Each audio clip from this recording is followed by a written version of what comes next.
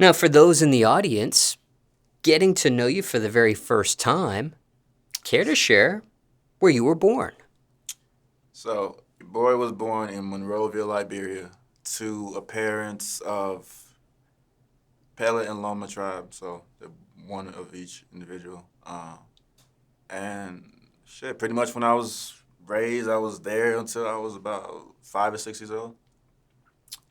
Then I came to the U.S. Was at my I think it was my aunt's and my uncle's place in New York, and they moved to Minnesota. So then what I'm saying, the whole flock pretty much just moved together. So And is it that same year you also moved to Minnesota, or was it a different age when that actual move takes place? it was damn near within the same year. Like it was like we were there for like 6 months, maybe eight, and then we moved. My aunt had a sweet. Actually, no, it was one of my aunts that were there. She had a sweet little penthouse in Madison Square. So that was the first impression I got. Was like, get rich, enjoy this shit. Damn, abundance, like life, like. She wasn't even like doing the best in life to where she could get that, but it was just like back then, like she was sweet. Like she had positioned herself to where she had gotten that kind of like place, and everything was good for her. But then we moved here, and like once we moved to Minnesota, it was like different. Everybody's different. Everybody's a lot more passive aggressive and fake and not really like being blunt. So it was different, but especially when you still grow up on that mindset of just being yourself and everybody's trying to like sugarcoat shit, it just doesn't really fit me out till this day. Like I'm still gonna be blunt, but everybody else like, what I'm saying, they don't want to be themselves. They don't want to speak up. But yeah. Now, what was the reason for the move from Liberia to New York and New York to Minnesota? Man, a lot happened. My parents, my family, they were doing well in Liberia. They were doing well. They both had businesses. Life was good. And a civil war broke out. Like a lot of other smaller countries, and immigration happens. Like it's either stay there, you and your family die, or like give up everything that you have and try to live and figure things out from wherever else you end up landing. And they took the latter, and I appreciate them for that because I mean, like they told the stories about people leaving their kids on the side of the road, like dead ass little babies, letting them just perish, like just leaving them crying on the side of the road.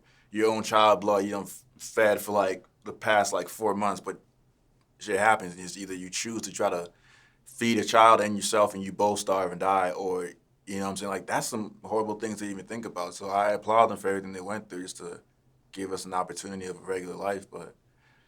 Yeah, like it wasn't for we're just gonna move, you know what I'm saying, like on some yippee ki shit. It was just like no, we have no other choice. Like, and they could have done the same shit. Like I said, they could have like just given up on their kids. I had older siblings, so they were grown, like probably like teens at that time. So they could have given up on everybody. Like imagine having to deal with all that, being in a situation where like you could die at any time just trying to go and get some food for your family. Like, and man, like yeah, I give them their props for sure. So, just for clarification, the entire family moved from Liberia to New York? Slowly but surely, yeah. Like in parts, like the youngest first, and like the oldest came, and then like my grandma and shit later on. So. But when you get to New York, your parents don't come with you. They did, yeah. Oh, No, they did. initially they did, yeah. So it was just like my oldest siblings hadn't came yet. My grandma and what I'm saying, grandpa hadn't came yet. My grandpa actually had passed away. He gave me my name, but my grandma hadn't came yet. So it was just like us and our parents at the time. But my oldest siblings weren't here. It was just me and my one of my sisters. Yeah. And then what was the reason from New York to Minnesota? Just more space, really. Like everybody was moving here for more opportunity. Like this was like where my uncle was and my dad's brother, and so he was just like, you guys should move out here. We have a big house. Everybody can start here. There's a lot of good opportunities and jobs, and Minnesota's a good place to like really settle down and raise a family. I ain't gonna lie, but yeah, it helped a lot. And what part of Minnesota? Minneapolis, Minnesota, so like pretty much in the center of the whole state. But we grew up in Golden Valley, like in the suburbs, Thomas Avenue. I'm saying the hoods and shit, but yeah. So, you grew up in that part of Minneapolis Mm-hmm. throughout? your time in Minneapolis? Yeah, for sure. Pretty much like the suburbs, Golden Valley, Crystal, Plymouth, Brooklyn Park, Brooklyn Center, if you know where that is. But So these were different parts of the suburbs you moved around, or right. that's We moved around for sure. Yeah, we try to like stay in the same locations majority, but like you know, opportunities, shit like better housing, things happen. We had to sell our house a few times, so and do you still reside in Minneapolis today? for sure.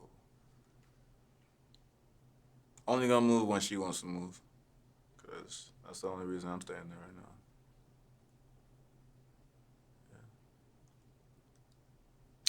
And you've already mentioned Liberia and the tribes and things of that nature, but was it a specific part of Liberia that you grew up in, other than what you've said thus far, if you didn't, up until the point you go to New York? From what I know, it was Monrovia, Liberia, and I think like I forgot like the area, but yeah, like my parents had like two businesses where we used to live, so it was like real pleasant.